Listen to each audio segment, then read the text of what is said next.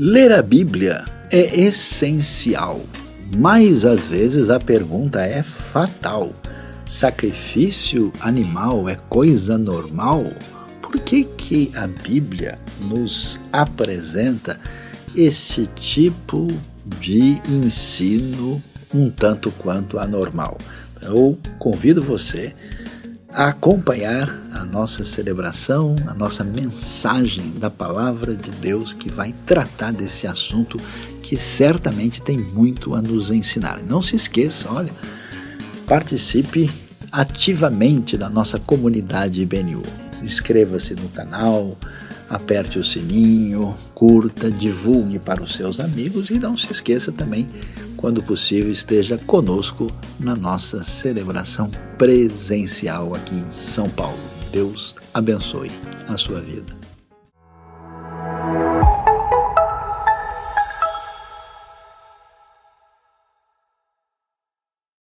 Que Deus nos abençoe nesse novo dia, quando vamos refletir e pensar sobre a Palavra de Deus. E hoje eu queria que nós refletíssemos e pensássemos sobre o que é adoração, o que significa cultuar, o que significa se voltar para Deus nisso que tem a ver com tudo aquilo que está dentro do que é chamado de liturgia. E para isso, eu queria pensar no que a Bíblia começa a nos ensinar sobre isso, e a pergunta que eu faço é: sacrifício animal parece coisa normal? Interessante, né? Porque quando a gente começa a ler a Bíblia, e veja que esse é um desafio bastante claro, né? Porque nós estamos lendo um texto antigo, de um ambiente de milhares de anos atrás, num contexto geográfico, histórico muito diferente, num outro ambiente cultural. Então, à primeira vista, quando a gente lê o texto, a gente diz: nossa, mas o que é isso? Por que eu estou estranhando isso aqui, né? Então, a pergunta é: será que a Bíblia pode ser modificada, ser alterada a gosto do freguês assim? Ou será que é a nossa mente que precisa ser ensinada para poder ter uma compreensão da razão de ser do texto sagrado? E para pensar sobre esse assunto, né, que a gente levantou aqui, será que sacrifício animal parece coisa normal? Eu convido você a acompanhar comigo o livro de Levítico, no capítulo 1, onde nós lemos o seguinte. Diz o texto bíblico: da tenda do encontro, o Senhor chamou Moisés e lhe ordenou: diga o seguinte aos israelitas: quando alguém trouxer um animal como oferta ao Senhor, que seja do gado ou do rebanho de ovelhas, se o holocausto for de gado, oferecerá um macho sem defeito, ele o apresentará à entrada da tenda do encontro, para que seja aceito pelo Senhor, e porá a mão sobre a cabeça do animal do holocausto, para que seja aceito como propiciação em seu lugar. Então o novilho será morto perante o Senhor, e os sacerdotes descendentes de Arão trarão o sangue e o derramarão em todos os lados do altar que está à entrada da tenda do encontro. Depois se tirará a pele do animal, que será cortado em pedaços. Então os descendentes do sacerdote Arão acenderão o fogo do altar e arrumarão a lenha sobre o fogo. Em seguida arrumarão os pedaços, inclusive a cabeça, a gordura, e sobre a lenha que está no fogo do altar. As vísceras e as pernas serão lavadas com água, e o sacerdote queimará tudo isso no altar. É um holocausto, oferta preparada no fogo, de aroma agradável ao Senhor. Se a oferta for um holocausto do rebanho, quer de cordeiros, quer de cabritos, oferecerá um macho sem defeito, o animal será morto no lado norte do altar perante o Senhor. Os sacerdotes descendentes de Arão derramarão o sangue nos lados do altar. Então o animal será cortado em pedaços, o sacerdote arrumará os pedaços, inclusive a cabeça, a gordura sobre a lenha que está no fogo do altar, as vísceras e as pernas serão lavadas com água. O sacerdote trará tudo isso como oferta e o queimará no altar. É um holocausto, oferta preparada no fogo de aroma agradável ao Senhor. Se a sua oferta ao Senhor for um holocausto de aves, traga uma rolinha ou um pombinho. O sacerdote trará a ave ao altar, destroncará o pescoço dela e a queimará, e deixará escorrer o sangue da ave na parede do altar. Ele retirará o papo com seu conteúdo e jogará no lado leste do altar, onde ficam as cinzas. Rasgará a ave pelas asas, sem dividi-la totalmente. Então o sacerdote a queimará sobre a lenha acesa no altar. É um holocausto, oferta preparada no fogo de aroma agradável ao Senhor. Quando a gente lê um texto desse e a gente pensa na nossa realidade, na nossa sociedade hoje, e pensa, mas o que é isso? Né? Que coisa mais estranha? Qual é a razão de ser de um texto desse ser considerado sagrado e como referência de diretriz para a nossa vida? E até mesmo, né, olhando para isso, fala, mas por que um Deus que é todo poderoso, que é o Senhor do universo, vai precisar de sacrifício? Ou vai até mesmo precisar,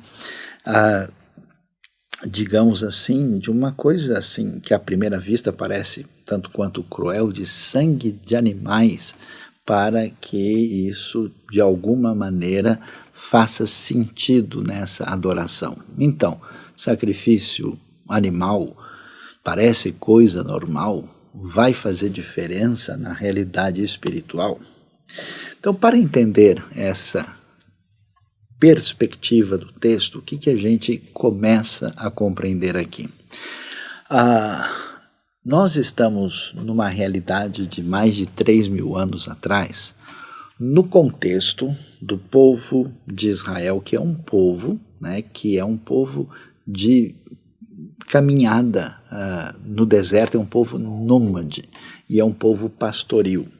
Isso quer dizer que eles habitam uma região, e eles estão aqui no caso até mesmo em trânsito, quando saem do Egito, aí até chegar à terra de Canaã, eles estão passando por regiões muito áridas e alguma parte semiárida, onde nós não temos outras possibilidades de alimentação. Então, quando a gente olha para um texto e faz um julgamento, estabelece um juízo, sem conhecer a realidade concreta e o mundo em que essas pessoas vivem, a gente não consegue entender a razão de ser desse texto.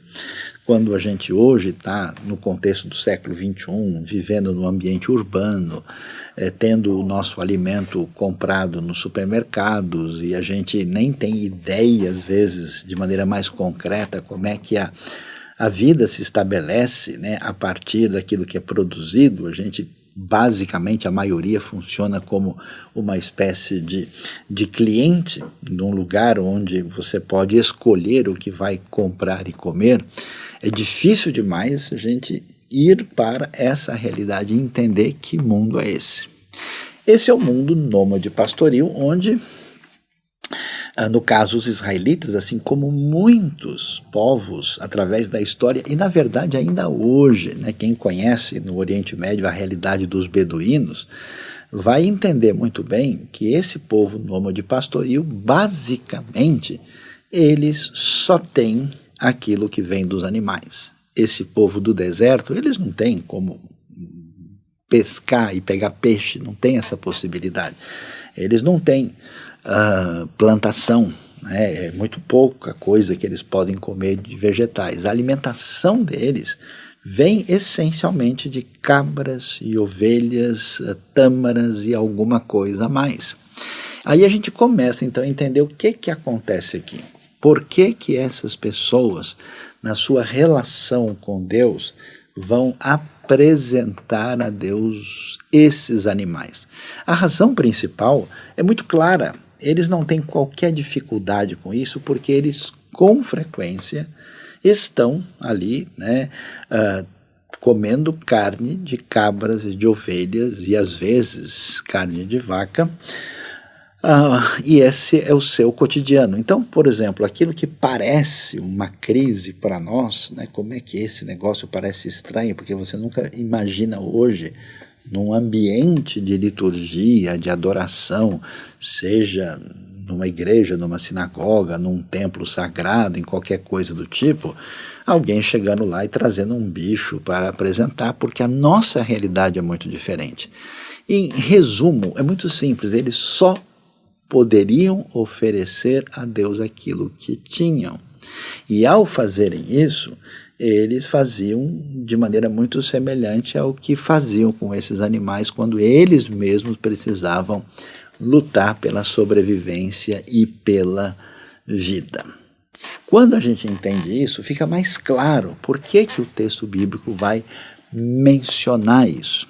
A gente vai perceber, portanto, que Deus propõe uma caminhada com os israelitas, que é muito interessante, que é uma caminhada de não só libertá-los do Egito, o que é muito celebrado, né, exatamente nesse momento, inclusive do ano, a libertação que acontece na Páscoa, no Pêssar, né, que liberta os israelitas ali do poder e da mão do faraó, mas Deus resolve fazer uma parceria, uma aliança, um pacto para estar presente no meio do povo. Essa presença de Deus que vai estabelecer essa relação de proximidade, ela é a razão principal porque esse elemento do culto, da adoração, vai aparecer aqui dentro desse contexto cultural e realista da época. Aí a gente entende, então, que aquilo que a gente chama de culto ou de adoração, ele não é decorrente de uma mera iniciativa humana. Ele é decorrente dessa ação de Deus, de estar presente e de chamar esse povo para estar numa relação de proximidade, numa relação de aliança que vai ser muito nitidamente definida, por exemplo, em Êxodo capítulo 19.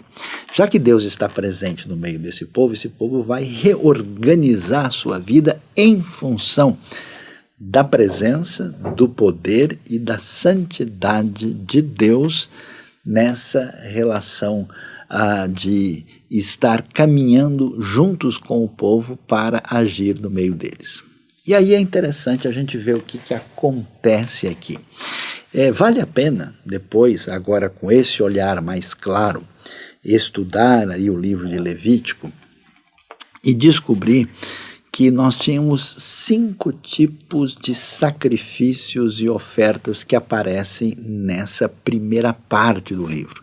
Na verdade, né, Levítico, aí desde o capítulo 1 até o capítulo 7, fala basicamente a respeito disso, tanto da participação, vamos dizer, do adorador ou do ofertante, como também do papel do sacerdote que atuava ali nessa, vamos dizer, ministração cultica ali no famoso tabernáculo. Aliás, para entender tudo, né, a gente então precisa observar aqui o que é que nós temos. Nós temos, aqui no capítulo 1, nós lemos uma oferta, um sacrifício que era chamado de holocausto, quando o animal era todo queimado, né, e aí aquilo subia, né, com um aroma, um cheiro que tinha a intenção de agradar a Deus. É como se o ofertante tivesse ali, vamos dizer, agradecendo a Deus através deste sacrifício.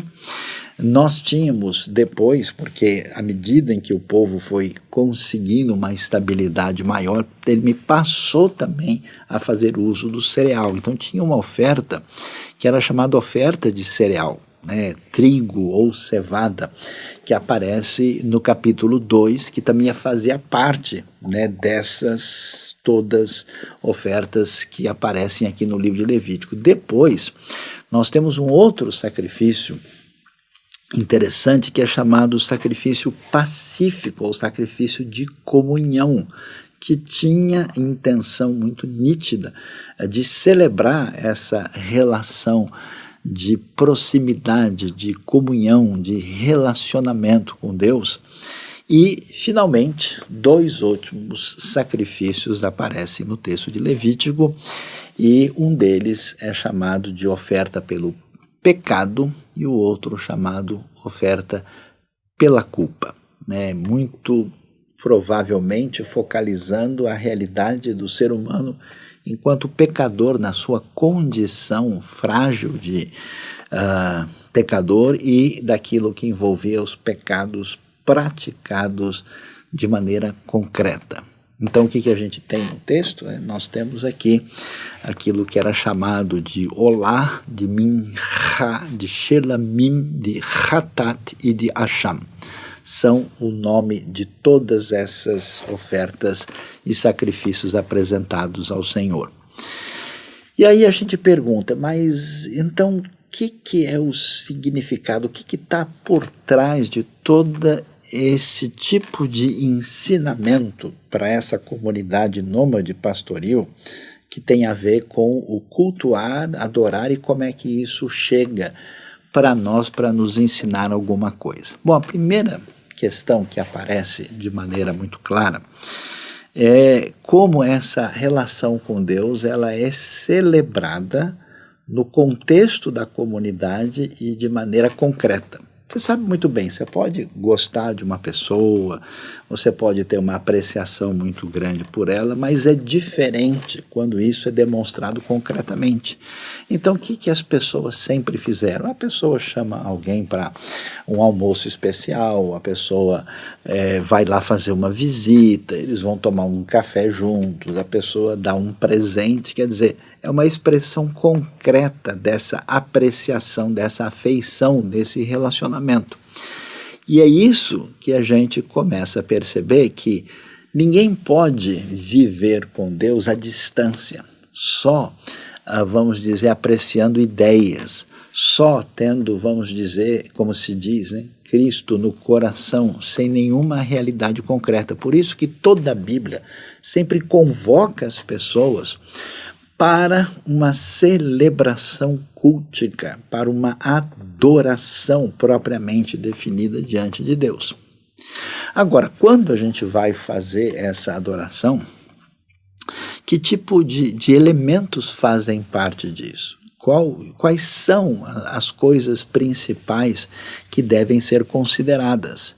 Um dos elementos que aparecem aqui e que chama a atenção muito nitidamente, né, é que isso que deve ser apresentado tem a intenção última de mostrar uma gratidão a Deus, né, por trás desses sacrifícios, essa ideia de gratidão é definida, tem mesmo até uma oferta chamada oferta por gratidão, e que isso aparece nitidamente nessa frase que, aliás, fecha aqui o capítulo 1 que nós lemos, né, que aquilo que era apresentado deveria ser, né, uma oferta preparada no fogo de aroma agradável ao Senhor. Isso quer dizer que se eu estou bem, se eu estou em comunhão com Deus, se eu entendo que Deus dirige a nossa vida e que Ele tem preparado os caminhos por onde eu passo, o que eu quero fazer por meio, por exemplo, desse tipo de sacrifício ou de qualquer outra coisa, é algo que seja agradável ao Senhor. O israelita antigo sabia muito bem o que era um cheiro de uma carne sendo assada e como isso parecia agradável, então, de uma maneira assim simbólica e ritual, ele queria que isso chegasse diante de Deus. Outra coisa que chama atenção e que faz parte desse elemento cultico é que isso deixava claro que o caminho para chegar a Deus tinha uma distinção assim de quem Deus é e de quem nós somos. Então todo o desenho do tabernáculo é muito interessante porque você tinha ali, né, uma área toda do chamado pátio do tabernáculo com 45 metros por 22,5 e do lado de fora você tinha um grande altar que era, né, esse chamado altar dos sacrifícios ou altar do holocausto, onde essa oferta era ali apresentada. E isso tinha a intermediação do sacerdote. E depois você tinha então a área mais sagrada, que era a tenda do encontro. Quando a gente começou a ler Levítico capítulo 1 ali, você viu que da tenda do encontro, né, o Senhor ali fala a Moisés, e nessa tenda a gente tem ali o chamado lugar santo e o lugar santíssimo. E aí o que acontece? Isso mostra para a gente uma distância em relação a Deus, no primeiro momento, para entender quem nós somos e quem Deus é. Deus santo, puro, perfeito, todo-poderoso, criador do universo, sustentador de todas as coisas. E quem somos nós, limitados, frágeis, humanos, né? Não dá para confundir o divino e o humano. Existem muitas propostas de espiritualidade onde você meio que não sabe o que é Deus, o que é o ser humano, a coisa é meio toda misturada. Aqui não, está muito claro, né? E esse Deus é santo, esse Deus tem uma realidade de pureza diferenciada. Então, na hora de se aproximar desse Deus tão santo, que resolveu fazer aliança, propor fazer essa parceria, a gente vai com aquilo que a gente chama de reverência, a gente vai com aquele sentimento de respeito especial, a gente vai com aquela ideia de que eu estou me aproximando de alguém tão importante. E quem fazia, né, o papel assim de mostrar concretamente esse caminho de aproximação, de chegar perto de Deus, era exatamente o sacerdote. E não só ele, mas tinha até mesmo o sumo sacerdote, que fazia um sacrifício especial uma vez por ano, chamado sacrifício do dia do perdão, dia da purificação, que era o Yom Kippur. Então, a gente pode ver de maneira concreta como isso nos ensina muito mais do que a gente imagina. Outra coisa que chama atenção, e eu acho muito interessante, é quem é que pode chegar perto de Deus? Quem é que tem, vamos dizer assim, o direito? Porque a gente, quando lê isso, a gente pensa somente assim, olha, aqui nós temos leis e exigências desses sacrifícios que envolvem animais, e esse sacrifício animal, a princípio, não parece nada normal, mas quando a gente olha o que está aqui, veja que coisa interessante. No próprio capítulo 1, ele vai falar dos sacrifícios que envolvem ali o gado, que é uma referência a boi e vaca. E até fala do sacrifício do animal que deve ser um macho. E a pergunta, por que o macho? Porque, claro, as fêmeas devem ser preservadas, porque elas produzem leite, porque elas vão produzir bezerros, e então o sacrifício do macho tem a ver até com essa questão da coletividade, do rebanho, mas também aparece depois o que é chamado gado menor, que são os cordeiros e os cabritos, que aparecem, por exemplo, a partir do verso 10. E é interessante, também aparece uma rolinha e um pombinho a partir ali do verso 14. Por que essas diferenças? Veja só, no mundo antigo, tão, digamos assim, separatista, tão dividido em classes sociais, onde um grupo especial de pessoas, até no mundo pagão, o sacerdote ocupa uma posição assim semidivina, o rei é praticamente divino. Aqui nós temos uma realidade que o Deus Todo-Poderoso, ele deseja e quer, através desse instrumento, né, de convocação cultica, fazer uma aliança não com uma elite, mas com todo o povo. E qualquer pessoa podia fazer isso. Você nunca teve a sensação de que quando você vai fazer qualquer coisa, vamos dizer, para Deus, você não se sente digno o suficiente? Ah, mas quem sou eu para que Deus venha olhar para mim? Não, mas olha, eu não tenho nada a oferecer. Não, mas eu sou uma pessoa muito simples e muito pobre. Não, eu nem tenho conhecimento direito das coisas. Então veja, mesmo uma pessoa que era tão pobre, que não tinha nenhum animalzinho para oferecer, como por exemplo um cabrito, né? Ele poderia oferecer uma rolinha e um pombinho. Quer dizer, você vai ver até na discussão depois, mais tarde, que isso está explícito no texto, porque contemplava a participação de todo tipo de pessoa. Então esse culto, essa adoração, é algo que envolve a comunidade, não só a comunidade, mas todo tipo de pessoa, sem distinção, poderia se aproximar do Senhor. E é curioso que em Levítico, né, você tem uma participação muito ativa do ofertante. Se você ler o capítulo 1 com atenção, você vai ver que praticamente não tem referência ao sacerdote organizando a coisa, muito mais enfatizada a participação do ofertante. Somente depois do capítulo 5 é que você vai ter algumas orientações mais específicas para os sacerdotes, porque a participação pessoal, a participação consciente, a participação de todo tipo de gente era um elemento tão nítido nessa adoração, nesse culto, e lembrando que estamos falando de coisas de milênios lá atrás. Agora, quando a gente continua, né, lendo o Levítico, e a gente observa, né, aqui nesse capítulo 1, falando do holocausto, que tem esse enfoque de agradar a Deus, e isso também aparece no capítulo 2 com a oferta de cereal, e aí a gente chega depois nos outros, a gente começa a ver que o tom, especialmente nos dois últimos, tem a ver com a realidade do pecado.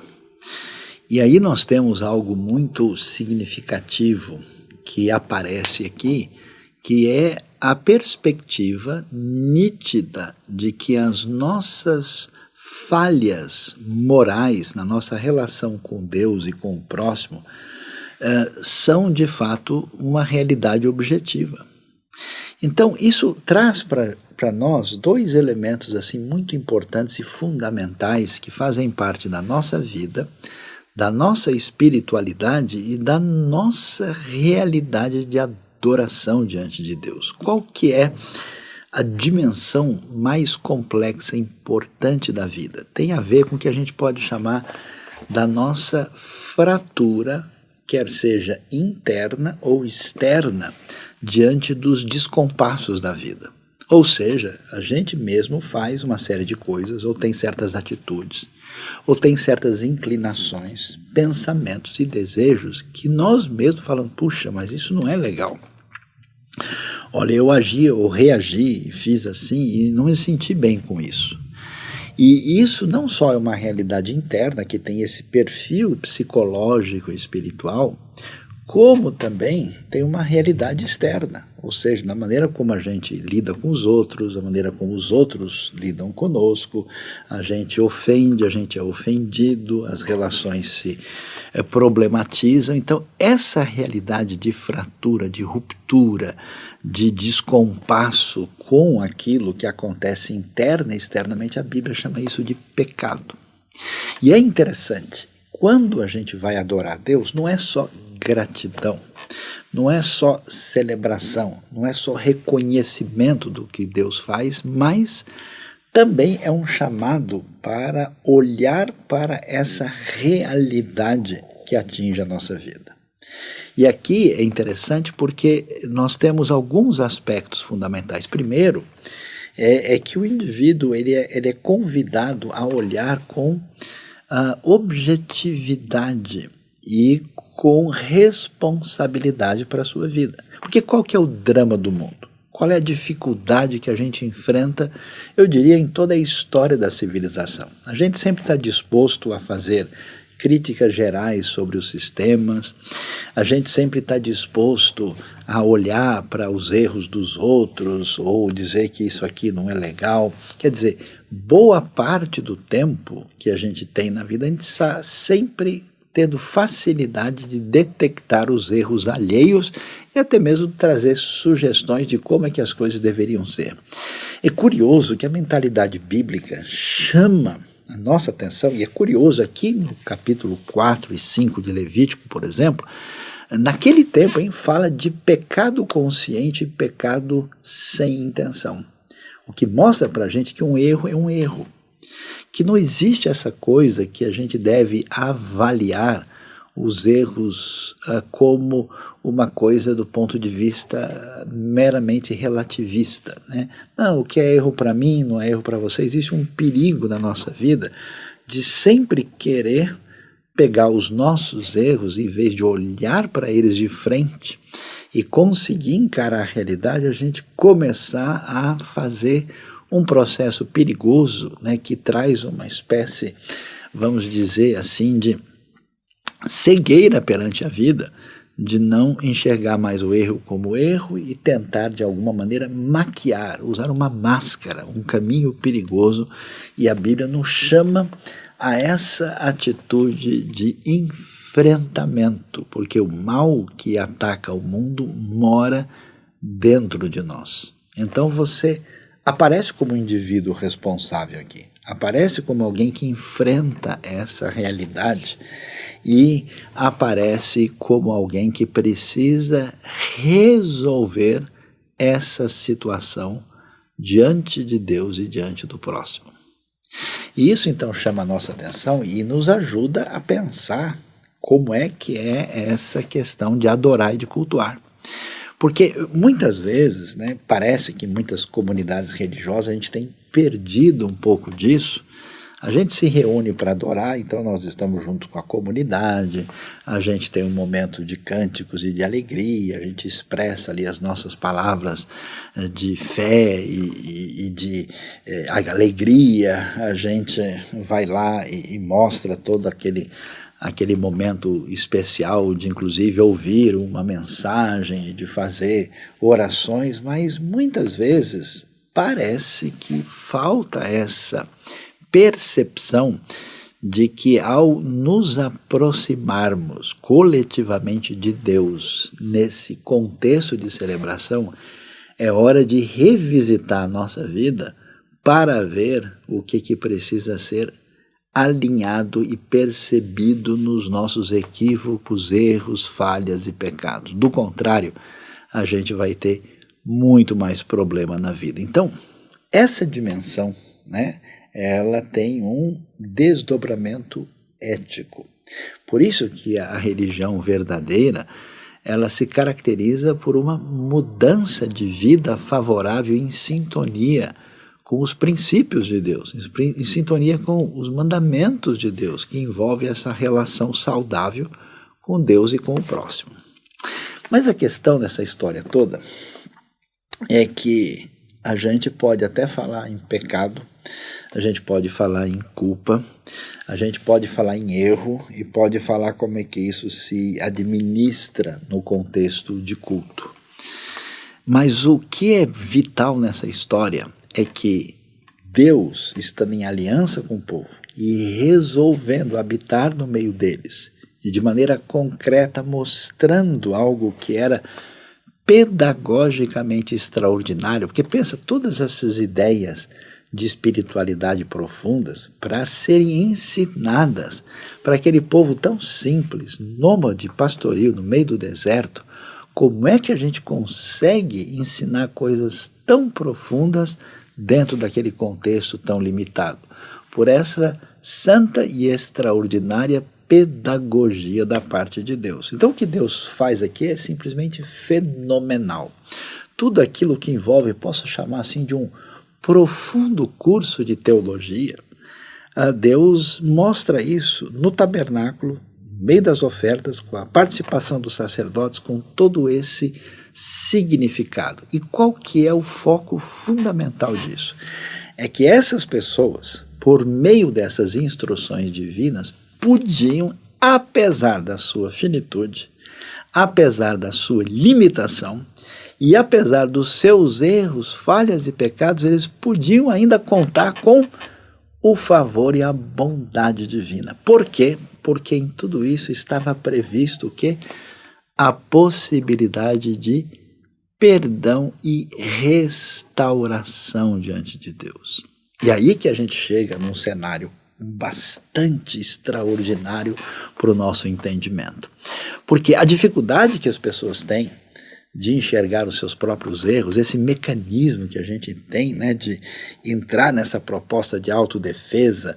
É muito comum a pessoa, de alguma maneira, ao receber uma crítica, ficar incomodada e tentar dizer que a sua intenção foi essa ou foi aquela, ou até mesmo, vamos dizer, aceitar alguma coisa do seu erro, mas de uma maneira meio que irresponsável, de uma maneira frívola, despreocupada, dizer, não, eu sou assim mesmo, é que esse é o meu gênio, é porque eu tenho essa inclinação, não, eu faço e eu assumo. É muito interessante como a gente tem esses mecanismos assustadores de dizer, olha, não mexa comigo, não toque no meu altar sagrado de veneração do meu próprio eu. Não é que essa proposta cultica ela é libertadora? Que a gente ajuda a gente a recuperar a nossa fibra moral, de dizer, não, espera aí, isso não está legal, isso não é certo. Não adianta eu ficar rodando em círculos em defesa de mim mesmo e tentar dizer que a minha situação, condição, ela tem alguma explicação só para, vamos dizer, tapar o sol com a peneira. Não, a proposta bíblica nos convida a reconhecer, né, o pecado com intenção, o pecado sem intenção, o pecado diante de Deus, o pecado diante do próximo, pecado que envolve orgulho, inveja, mentira, imoralidade, a idolatria, todo tipo, o descaso para com Deus e a sua vontade, a atitude de total ruptura com até mesmo o próximo. Nós temos a expectativa extraordinária daquilo que envolve uma das coisas mais importantes de toda a história da espiritualidade, chamada perdão. Você vê como é difícil, até mesmo no ambiente do diálogo internacional, da conversa entre pessoas, até com muito conhecimento e muita capacidade de fazer tanta coisa importante na nossa experiência. A coisa mais difícil que existe é depois de uma fratura, de uma relação rompida, de uma situação de conflito intenso ou de uma falha grave, é ter a capacidade de perdoar. Agora, como é que isso funciona? A gente vê pela própria atitude do próprio Deus. Deus fez isso com o povo e ele sempre manteve o seu espaço sagrado no meio deles. Porque era para a gente pensar o seguinte, depois que Deus fez tudo, libertou o povo, tirou, fez aliança, foi lá no deserto, esse pessoal, inclusive, logo ali vai fazer uma coisa tão impossível de se perceber como minimamente razoável, que é fazer um bezerro de ouro, vai errar diante de Deus. Deus mantém a sua aliança, a sua graça. Até o texto bíblico vai dizer, lá em Romanos 11, que os dons e o chamado de Deus é irrevogável. E Deus faz isso. E Deus faz isso com o povo de Israel. E depois que Israel floresce para levar a mensagem de Deus para as nações, Deus estende isso para as nações nesse tipo de proposta, dizendo, olha, eu estou aqui chamando vocês para o culto, porque nesse culto existe libertação, inclusive libertação dos pecados e verdadeiro perdão. E a gente vai descobrir a coisa mais extraordinária que a Escritura nos apresenta, que é o seguinte, só pode perdoar de verdade quem é perdoado. Qual é a desgraça que provoca todo tipo de maldade, conflito, ódio, ressentimento no mundo? É exatamente a ferida que está em mim, porque eu não cultuei direito. Eu não entendi as ofertas e os sacrifícios de Levítico. Eu não entendi como é que Deus está disposto a lidar com o meu pecado e com a minha culpa. E como ele fez isso de maneira litúrgica e pedagógica lá atrás, para nos ensinar algo extraordinário, que é a nossa cura, a nossa saúde espiritual, primeiro diante dele e também diante do próximo. Então, se a gente não cultuar direito, a gente não vive direito. Se a gente não adorar direito, a gente não vai perdoar o próximo. A gente não vai caminhar na direção adequada. Pensando nisso, o que a gente pode dizer? A gente vê que essa lição de liturgia, de culto, de adoração no deserto, nesse ambiente aqui tão cheio desse aroma rural, desses animaizinhos que viviam no meio desse povo tão simples lá atrás, a gente observa que Deus tinha o seu caminho pedagógico para atravessar o eixo da história e nos trazer uma lição extraordinária e fundamental. Por isso, lá na frente, lendo o livro de Hebreus, capítulo 10, a gente vai entender com clareza a plena razão de ser de tudo isso. Hebreus 10, a partir do verso 4, verso 3, na verdade, diz o seguinte: contudo, esses sacrifícios são uma recordação anual dos pecados, pois é impossível que o sangue de touros e bodes tire pecados. Por isso, quando Cristo veio ao mundo, disse: sacrifício e oferta não quiseste, mas um corpo me preparaste. De holocaustos e ofertas pelo pecado não te agradasse, então eu disse: aqui estou, no livro está escrito a meu respeito, vim para fazer a tua vontade, ó Deus. Primeiro ele disse: sacrifícios, ofertas e holocaustos, oferta pelo pecado não quiseste, nem deles te agradaste, os quais eram feitos conforme a lei. Então acrescentou: aqui estou, vim para fazer a tua vontade. Ele cancela o primeiro para estabelecer o segundo.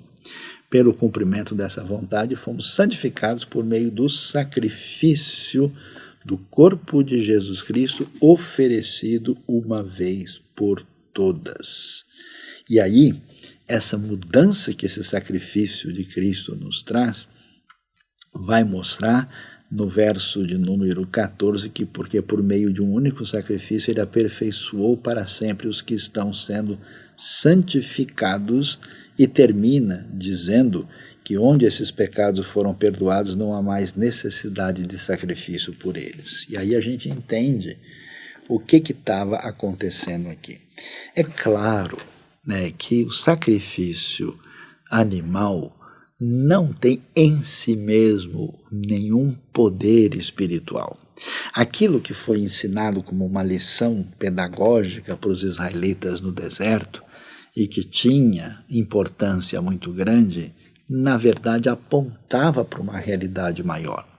E essa realidade se cumpriu com o sacrifício de Cristo Jesus por nós, que é o exemplo máximo daquilo que significa a aliança de Deus, daquilo que significa a disposição de Deus de se aproximar de nós, de receber a nossa contrapartida em adoração e de nos dar aquilo que é tão necessário para a nossa questão mais profunda, ética, existencial e espiritual, com a relação com Deus a partir do perdão dos nossos pecados. E é por isso que uma comunidade bíblica não precisa mais fazer sacrifícios hoje, porque esses sacrifícios apontavam para uma realidade. Hebreus diz: é impossível que o sangue de touro e de bodes realmente tire pecados, mas agora o que Cristo fez isso de uma maneira definitiva. Então, meu convite para você, se você nunca pensou e entendeu isso, perceba que o sacrifício de Jesus não é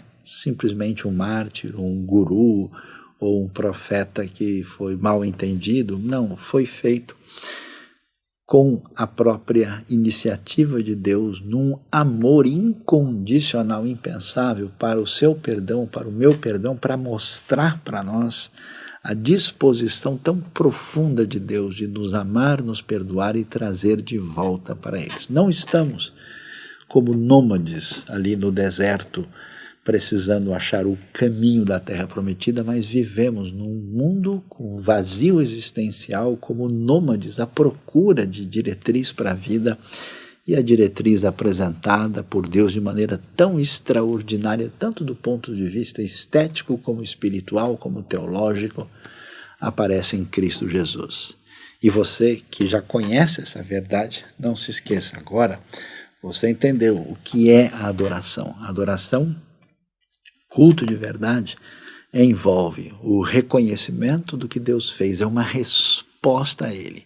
Envolve fazer isso com a comunidade de uma maneira celebrativa, envolve gratidão, envolve comunhão e envolve reconhecimento de pecado e envolve celebração de graça e perdão e dedicação e entrega das nossas vidas a Deus. Deus abençoe a nossa vida e abençoe o nosso coração, porque o sacrifício pessoal total, esse sim é extraordinário, quase que eu posso dizer esse é animal. Deus abençoe a nossa vida. Amém.